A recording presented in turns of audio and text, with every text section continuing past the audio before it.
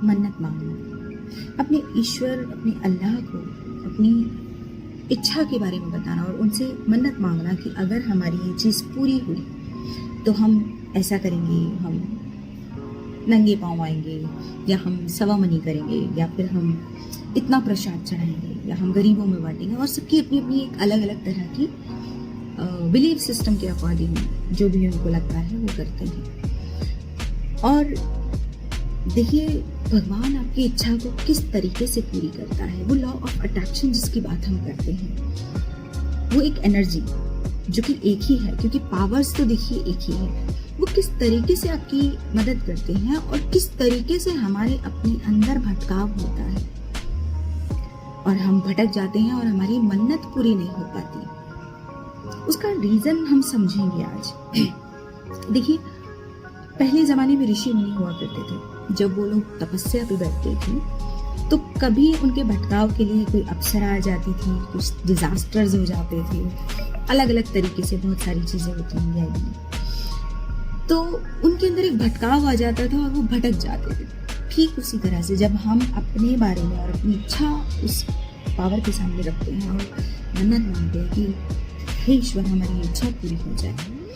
उसके पूरे होने के बीच का जो सिस्टम है, बीच का जो टाइम पीरियड है, वहाँ पे हमारे अपने थॉट्स में बहुत बदलाव आ जाते हैं। जैसे कि सपोज हमें कोई लैंड खरीदना है, हमें कोई घर खरीदना है, पर वो घर खरीदने के बीच का जो टाइम पीरियड है, या हमें कोई अच्छी जॉब चाहिए, अच्छी जॉब के लिए भी हमारे या तो घर के आसपास हमें अच्छे ऑप्शन मिल जाते हैं, या हमारा dream land, dream city, dream country में हमें अच्छा जॉब मिल जाता है। और थोड़ी बहुत एडजस्टमेंट के बाद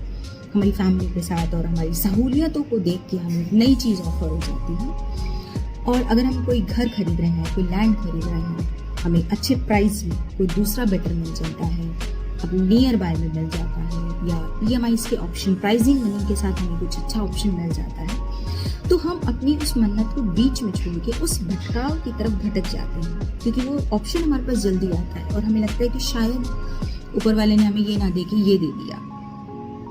तो हम डिस्ट्रैक्ट हो गए। हमारी डिस्ट्रैक्शन के लिए बहुत सारी और इनफैक्ट और अलग तरह की भी बहुत सारी चीज़ें होती हैं। कई बार हम अपना बिलीव ही छोड़ देते हैं,